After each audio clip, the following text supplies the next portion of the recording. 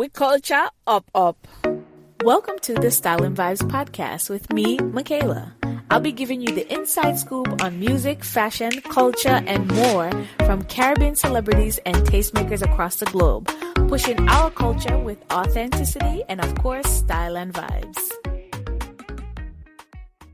Hey everyone, thank you so much for tuning into the Style and Vibes podcast. I'm your host, Michaela, and today I am speaking with Jamaican DJ producer Walshy Fire, whose career in music has had a steady rise of success. What I like about Walshy Fire is he's very intuitive when it comes to understanding various music genres and really has a deep understanding of music's cultural impact globally. Definitely well known for being 1/3 of the DJ producer supergroup Major Lazer. I'm pretty sure you've heard of them.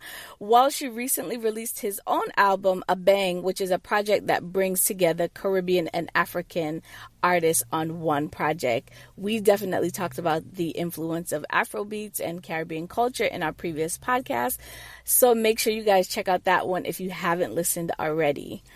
In our conversation, we discuss his rise as a DJ, transitioning into being a producer, and we dive into a very interesting conversation about his views on negativity, and he's very vocal about his reasons for his cultural and musical shift towards positive vibes only.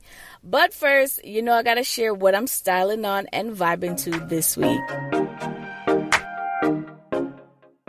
So this week, I am styling on Caribbean fashion designer from Bahamas, Theodore Elliott's Queen of Junkanoo robe, which was worn by Michelle Williams of Destiny's Child in an Essence magazine spread. It was like a luxurious striped silk robe draping the floor, lined with black feathers. It was simply glamorous. So make sure you guys check that out. I have a link to what it looks like in the show notes.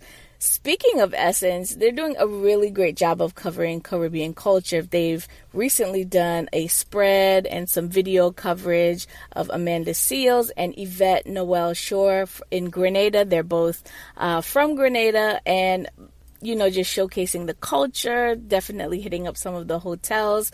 In addition, we have our own media maven, friend of Style and Vibes podcast, Vanessa James. She did a really great story about Trinidad's Carnival, the business behind Trinidad Carnival in the latest issue. So make sure you guys check that out. I'll also leave a note to the link to the article as well. So it's on the part of it is on the website, and it has a full spread in the latest issue. So make sure you guys check that out. And I know we are definitely talking a lot about DJs and producers today, but you guys definitely need to check out Michael Brunn, who's also a DJ producer of Haitian descent. He just released his album, and it's called Locale, where he's really sharing all the different sounds of Haiti. So it's definitely something you definitely want to listen to. If you don't speak Creole, just listen to it anyway. It has a lot of good tunes, and he has some artists on there that I think you might know. So before we get into this interview, I have a disclaimer. I interviewed Walshy after he DJ'd a set at a swanky members-only rooftop in Dumbo called Dumbo House, and it was such an amazing view. I enjoyed, just the vibes and the setting, and it definitely had a beautiful view of a sunset overlooking Manhattan, so it was gorgeous. But because of the location, the sound, is a little bit off. There's a lot of music in the background. We did try to find a space that was as quiet as possible, but I'm sure you're going to enjoy the interview, and I really, really want to hear from you guys after you guys have heard this. I want to hear your thoughts. Please hit me up on social. You can always email me as well, but I definitely want to hear what your thoughts are after listening to our conversation. So let's jump right into it. Here's my interview with Walshy Fire.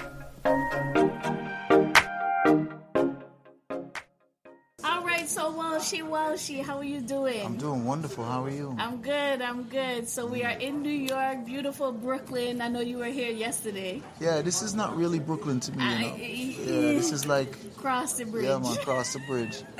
Yeah, man, but Brooklyn same way, so we deal with it, So I want to go way back in terms of like how you started DJing. Like what really sparked you wanting to... Was it a spark, or was it more like just something that was always around? Yeah, man. Well, I went to Clark Atlanta University, and when I graduated, I worked at IBM. And while I was at IBM, the nightlife started to really kick up for me, and because IBM sucked, so I kind of used the nightlife to get away from the corporate world. And there was a sound in Atlanta I was following called Changes.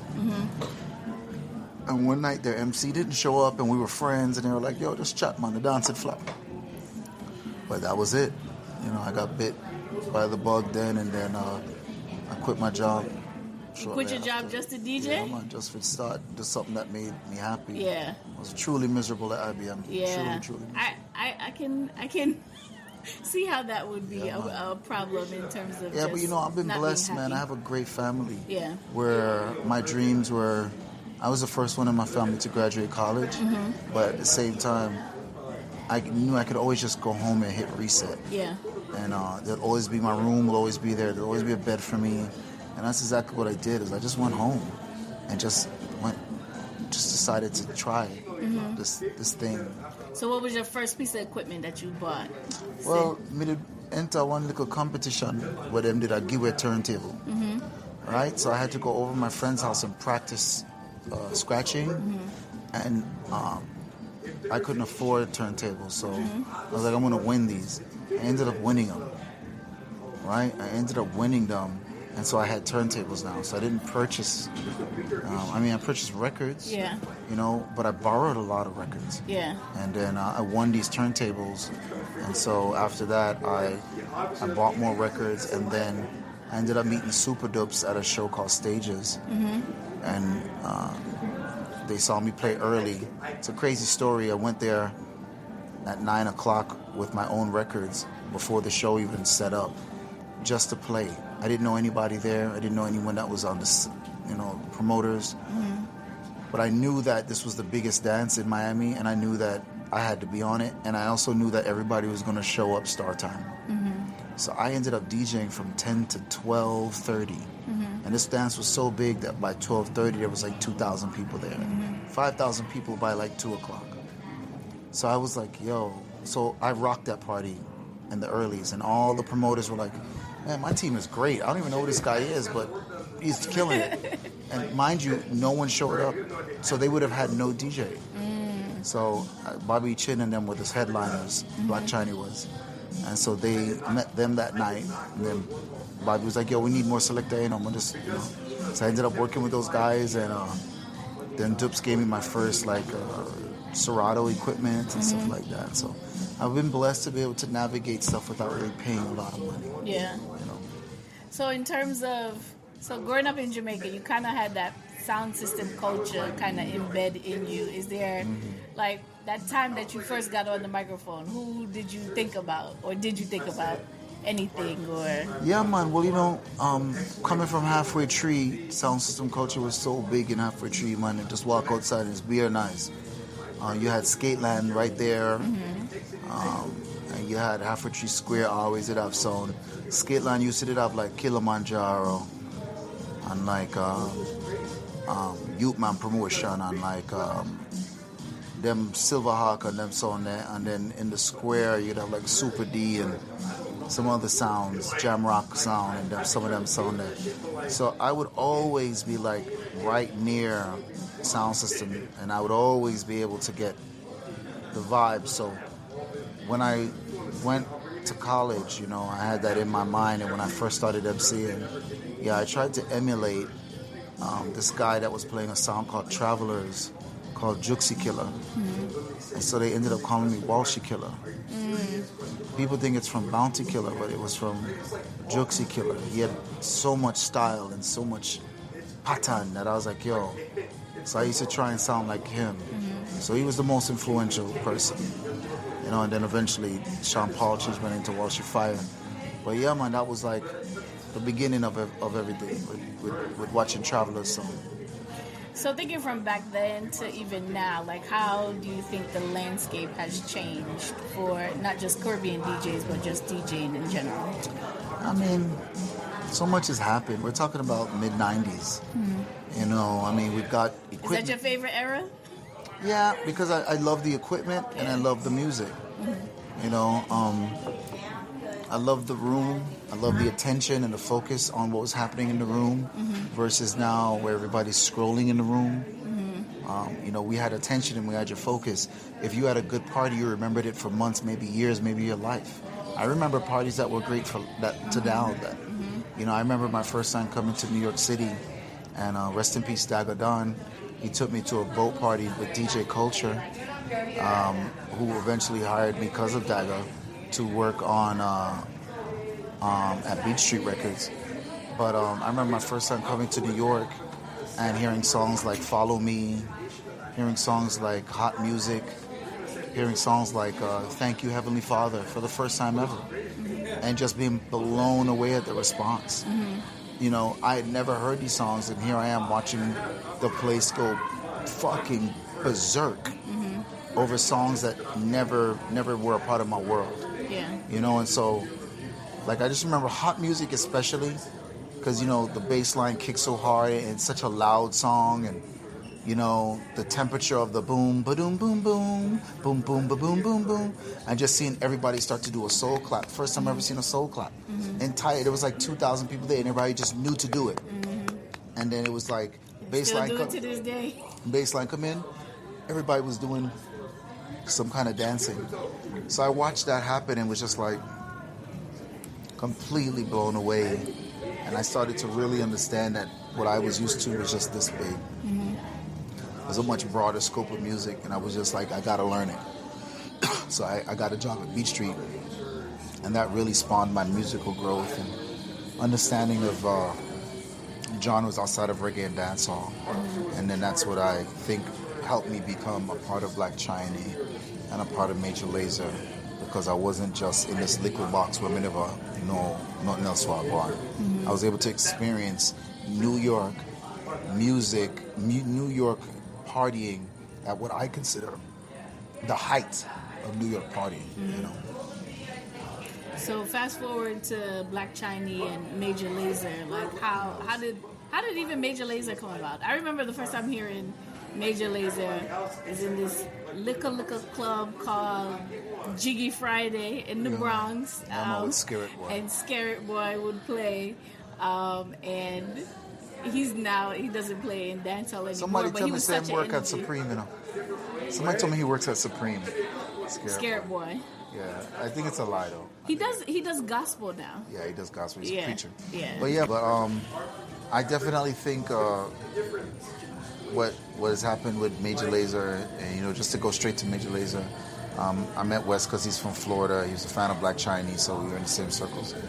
But when I come to Major Lazer, I really do think that it really was. I brought the difference to it from everything that I just mentioned. My years of experiencing partying on a level that no one will ever understand. I want to say I'm a unicorn in this. How much people come from the coolest place in the world, Jamaica, were alive and there, in attendance, at the coolest dance hall dances, House of Leo, Garnet Silk live, Dennis Brown live. I've seen it all on sound systems. Then to migrate, come to Connecticut, then move to Miami, then move to New York, then spend some time in DC. Like, I've been to go-go parties in DC at the Ibex. I can't tell you 5 other people that have done that and are now still doing something. It matters. Go-go music matters. Yeah. I went to college in Atlanta, experiencing the Freaknik years, experiencing Atlanta's bass music, growing up in Miami, fully engulfed in Miami bass music. I can honestly say I am a special part of this culture. And I hope, and I know it, and so therefore I do my best to constantly give, because I like we just mentioned Microdon, I do understand, I know this, I know that when I pass, I will be the last person to know all of the stuff I know. There isn't number 2, there isn't another guy who you could talk about 5 or 6 genres of music and they're with you. Yeah. I'm the last. I can go into any conversation. You want to talk about freestyle music? Let's do it. You want to talk about Chicago house? Let's do it. Whatever you want to talk about, we can ride. Because I experienced it all. Because I loved the experiences. And now I get a chance to go globally. So now it's Bali funk, now it's Dominican dembo, now it's soca music. I get the breadth of everything. So here I am as a global ambassador of music, and I realize I look around and I'm the only one. Because you do have to give a damn. Yeah. You have to engulf yourself. You have to really say, yo, I mean, I do this. So I don't undervalue my contribution to Major Lazer and what I've added to it. That's awesome.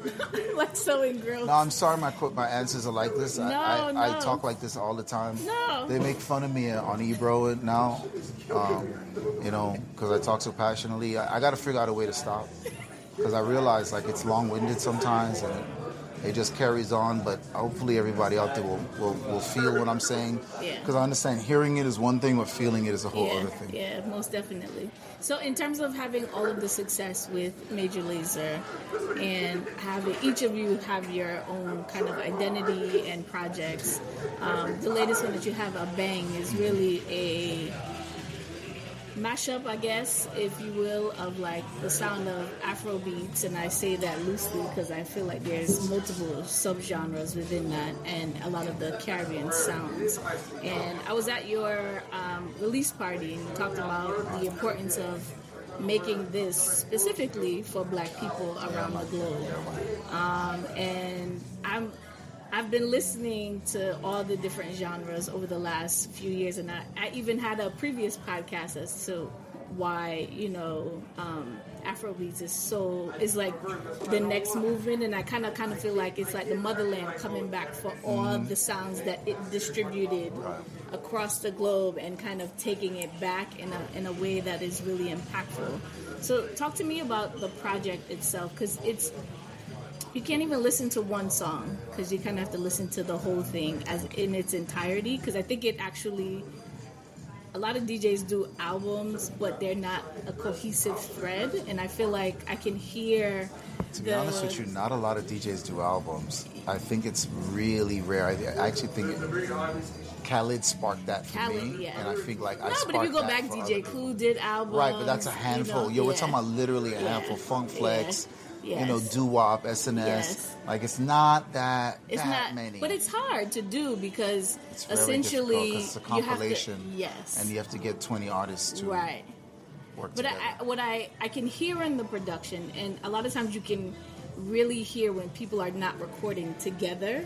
But for me, it really sounded like cohesive, and even the sounds of the different. You specifically took an African artist and a Caribbean artist and put them together on one track for every single track, and then they sounded very melodic together. Respect. So like if you hear Massacre don't sound like how he sounds normally. Alkaline doesn't sound, Runtown doesn't sound like how he sounds on his own songs. Was that purposeful, and how did you get these artists to kind of align with this vision? I just really put the energy into finding the right beats, and then a lot of the African artists led with the first choruses and stuff like that, and just making sure that the artists were down to go back and forth. Some artists, they just give you what them give, and don't know why you're nothing else. Yeah. So those aren't the artists I worked with at all. Alkaline is a really dope artist, and he really cares about what he's doing. Yeah. Massacre as well, man. Big up to Corey Todd, really finding a talent that I think is going to be huge in the next couple of years. So, yeah, man, it's just back and forth and building a friendship. That's all that matters, really. Being friends first, and then everything else will work after. Okay. So what do you hope like people get from this project specifically? And you said you're going to do another one. I'm looking forward to seeing Burna Boy in the next one. I'm just selfishly putting my request in there. Yeah, Burna Boy, but I'm actually thinking about for the next one going towards hip-hop. Okay. Yeah, so I'd love to incorporate the UK and the American hip-hop artists into the Africa Meets the World project. And no one's done that. Nobody's done it, and to be honest with you, I don't see why not. Yeah. Like, there's a lot of people like Akon could do it. There's people that could do it, but I know they got a lot of stuff going on. Yeah. But I want to make it a broader project and include some hip hop artists and get more eyes and ears on the project. Have more people be interested in the project. So it's so funny. I was in South Africa maybe 2 years ago, and they had a lot of I was listening to their trap sounds. And I'm like, wait a minute, this actually sounds better than some of the trap music I'm hearing. Believe me. And not only that, because they're commingling our songs Right. with their songs. They're like, it's such a seamless transition. And the DJs, they're playing is it's like, I had a good time, even though I didn't understand most of the songs, but I was able to really feel the energy of their culture while I was there. So I think that would be an amazing project. So I'm looking forward to that. Yeah, man, I can't wait. Right now, just recouping from that album and drum and bass events, but no question. The next 2 or 3 years, the response has been so good, and sometimes you get something you didn't even know you wanted it. That's the response I'm getting majority from people. Is same thing with Coffee's Toast, where like people didn't know they wanted positive music until that song dropped, and then they were like, yo, this feels way better than the negative stuff.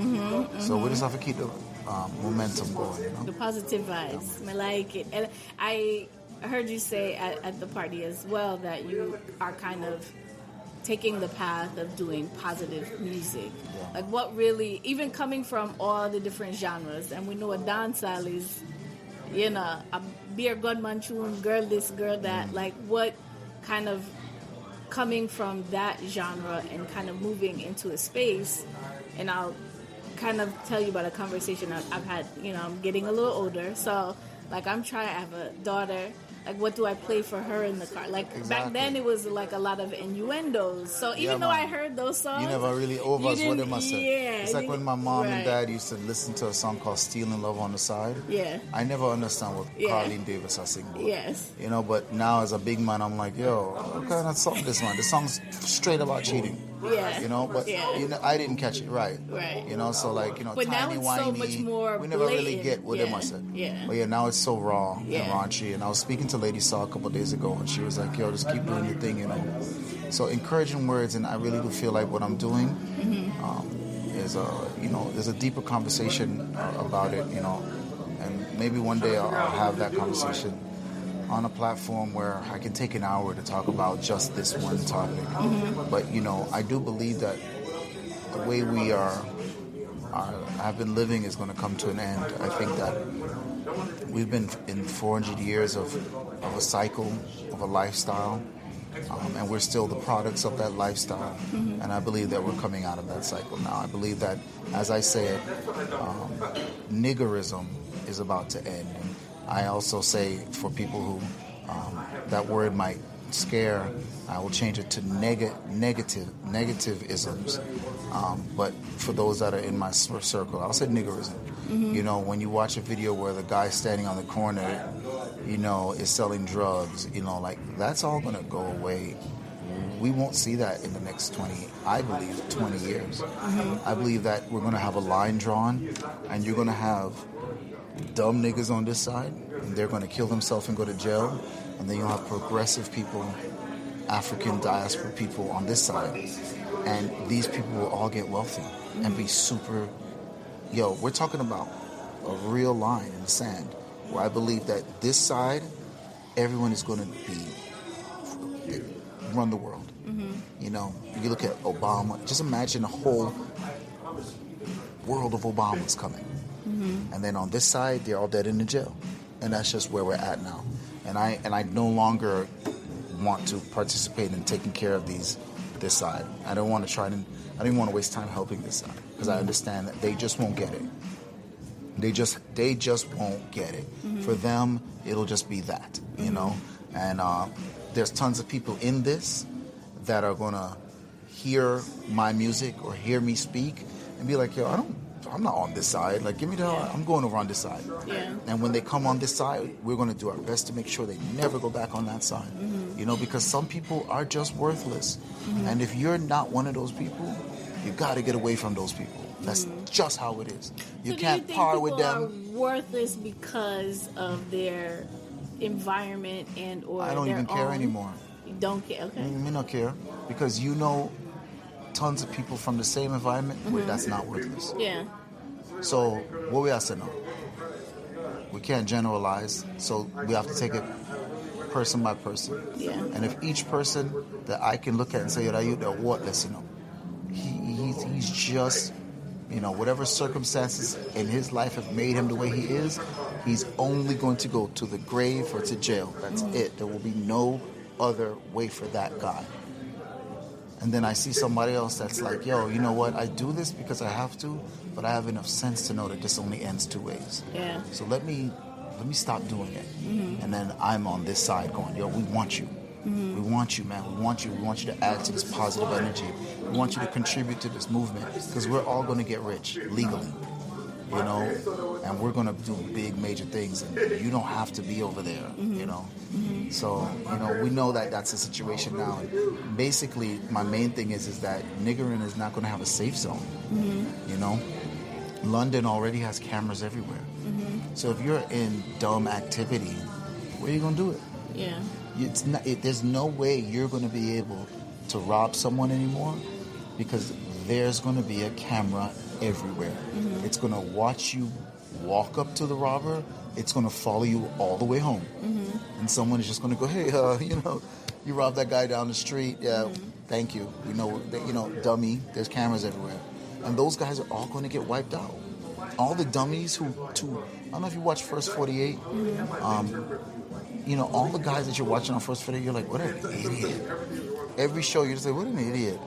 Those guys, them, they don't stand a chance. But what about the guys who, they're on the camera, clearly not doing anything and still get caught up in the system? Right, so those guys are just wrong place, wrong time, and they'll catch hell because they didn't get away from the guys. That's my whole point, is if you are saying to yourself, yo, I got caught up, but I wasn't the guy doing it, but I was there, and therefore I get, well, then you deserve what you got. Because now we're not playing the dummy anymore. We're now saying to you, you hang with these people, you will end up like them. Know that. Now that you're an adult and you know that, what do you do to not be a part of whatever their crash and burn? How do you prevent yourself from being in that crash and burn? Take away yourself. Everybody needs to take away themselves from bad people. Take away yourself from bad energy. Take away yourself from people that are doing horrible things. Because if you're with them, and they could be family members, you have to figure out an exit plan. That's what this generation should be about. Getting away from the negativity. Exit plan. And I need to add that to my longer speech because I like how that sounds. I'm going to phone it all. Yeah, so I'm going to call this the exit strategy generation. So how do you think music kind of plays into that? It is, right? It's society. Movies, music, media. It's what we do. It's what we mimic. Yeah. You know, we see our girl with white skin. What we do? Bleach our skin. What? Why would you do that? Because you see a white girl, or you see a brown girl, and you see people say you're pretty. And people say, oh, your skin so pretty. So what you do? Perm your hair. Why? Because them say when people have curlier hair or softer hair, whatever you want to call it, that it's prettier. So what you do? You burn your scalp. You bleach your skin. You put in blue eye contact. You do everything for not be yourself. Just because of what media has done. Now we are reversing those roles right now. So we're saying, black woman, especially you're God. First of all, you need to know that. Right? So to every black woman out there listening, please understand this. God is a woman. And God is a black woman. And I know that frightens a lot of people. I know that will turn a lot of people off from me and from maybe your podcast. But I will say it again. God is a black woman. And once the black woman can let that resonate and feel the power and feel the worth, feel the value of being a God, of being the God, they can't do anything but rise. They can't do anything but go straight to the top. So to every black woman out there who's looking at a Judeo or an Islamic God who's a white man on a wall or an Arab man, please understand that that's not it. You will predate that. And to just look up M-A-hyphen-A-T, Ma'at. And you'll see that she was the original God. And you don't have to call yourself Ma'at, but you can. You don't have to be anything but you. But whatever you choose to be, understand that you are God, and everything else comes after. And once you know that you're God, you'll start acting like it, and you'll start to understand that you are the most important piece to this entire puzzle. And we need you. And we need you to act like God. We need you to rule. We need you to act like the queen, the empress, who no one else is higher. No man is not higher. And I think it'll all self-correct once we get our minds right. So the media is the most important thing. And we need to reverse the media that we've been given. We need to reverse the Straight Outta Comptons and the Menace to Societies. We need to reverse all that. We need to put out more media that's Black woman is God. Watch that movie, and then watch what happened. Look what Black Panther did. Look how good we all feel. Why would we not want to repeat that over and over and over again? I mean, to some extent, it's art, so it's some will say it's reflective. I tend to agree. It's reflective of whatever is their experience. I call bullshit. Okay. I say absolute bullshit. I say that you are pimping people's lowest frequency. So you know that we love Scarface, and we love to see man kill man and drug man, because it's the easiest, simplest emotion to attach to, because it's at the lowest. And if you're climbing up a ladder, it's the first thing you're going to reach. Yeah. But to climb past that and go up to a higher frequency, where you see yourself as a king, a queen, a god, whoa. Got to do a little bit more work to get there. Yeah. So, a lot more. I don't appreciate anybody that puts out these negative things, because we understand that it's the low energy frequency. It's easy. You're basically making movies for dummies. And we have to acknowledge that. Gun in hand, drug on table. Who's the baddest who says the baddest line in the movie that we can all repeat for decades? I am the original Don Dada. Come on! Okay, so what do we balance that with? Yeah. We don't have anything to balance it with. Yeah. And I'm not even asking for balance. Fuck balance. We need to go extreme. We went extreme this way. We've seen tons of only Black people killing Black people movies. We need to go completely the other way, where Black people are absolutely on top of the world, where they're doing amazing things. And if the storyline is anyone has to get killed, it ain't Black on Black. You know what I'm saying? Where our mind doesn't need to, we don't want to feed that to ourselves anymore. So that's something there, And like this already. Big up to everybody listening.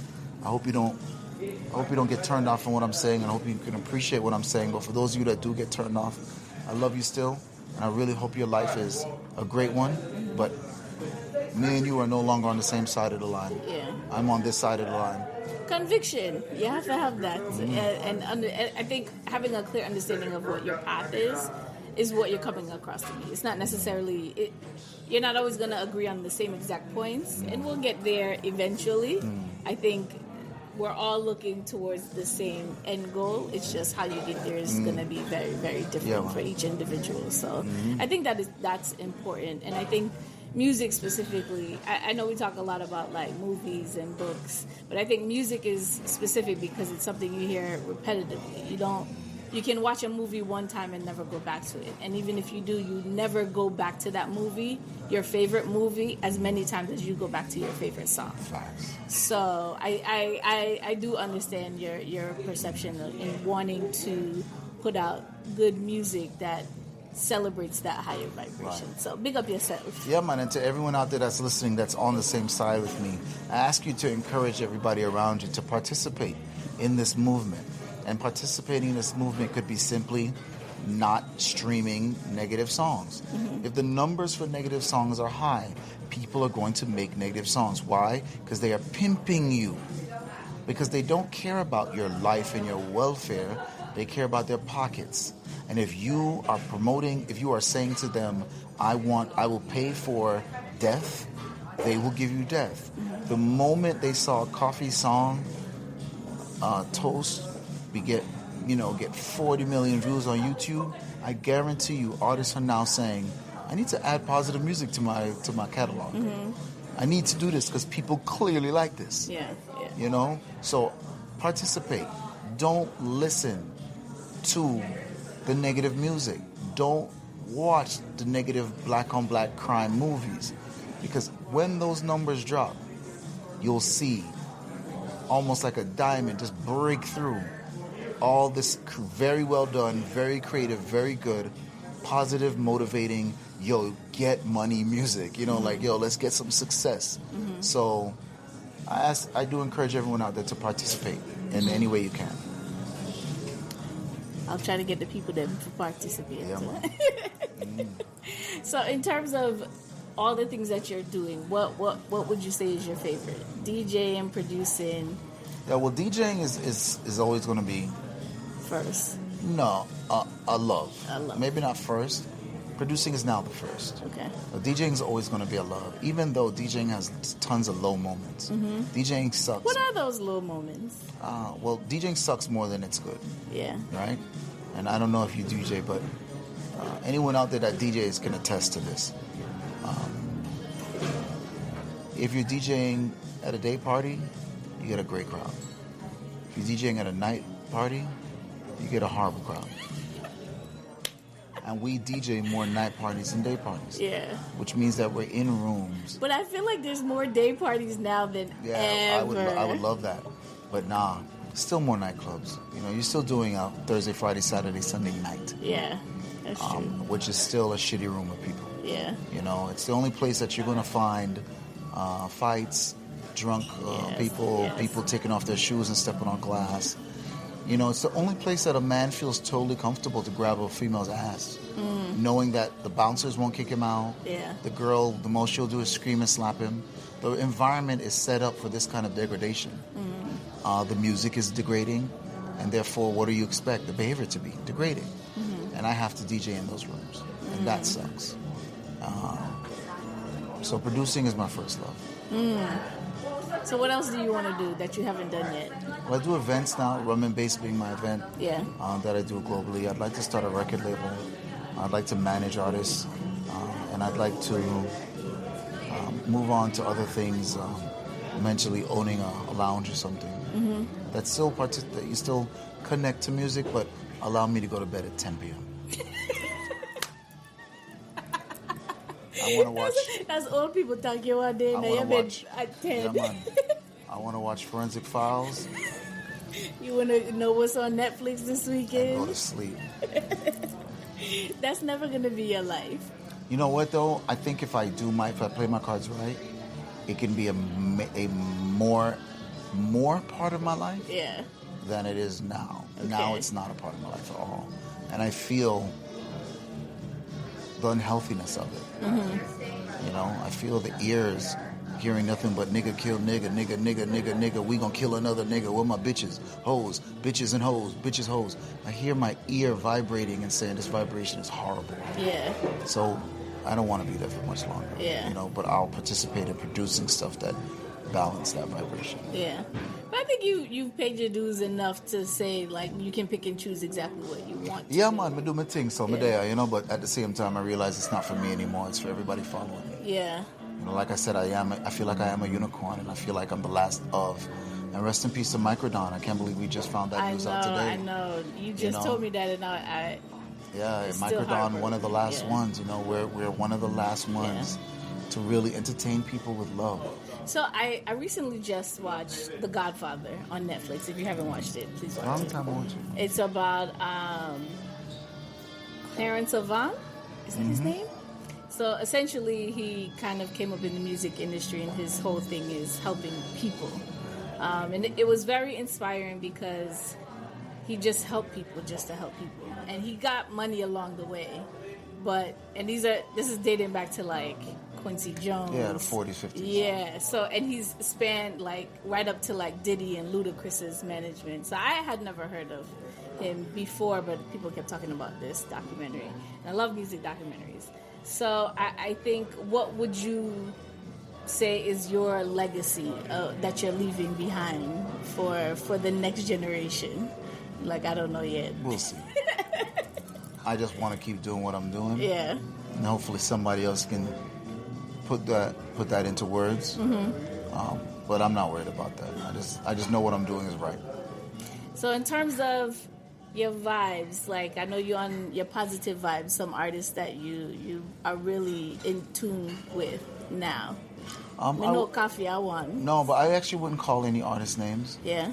Just because I do music with them, but I don't know them personally, and I don't know what their personal missions are.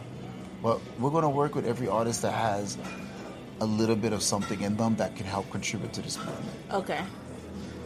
And let's talk about your style. How would you describe your personal style? Like fashion? Fashion, yes. Well, that's a good question, actually. Probably one of the best questions I've been asked for a while. Because I feel fashion-wise like I have to represent two places. I have to represent Jamaica and I have to represent Miami. And that's two distinct fashions. And I feel like there's a middle ground.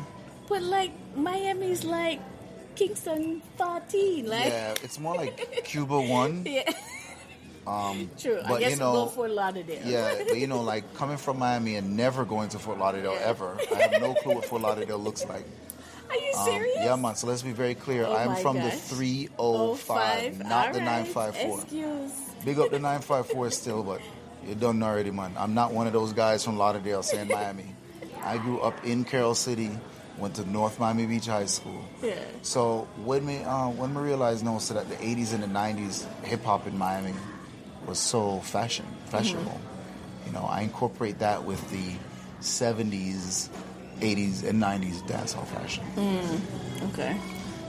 So I haven't come up with a name for it, but that's what it is. It's nice. On any given day. Yeah, any given day.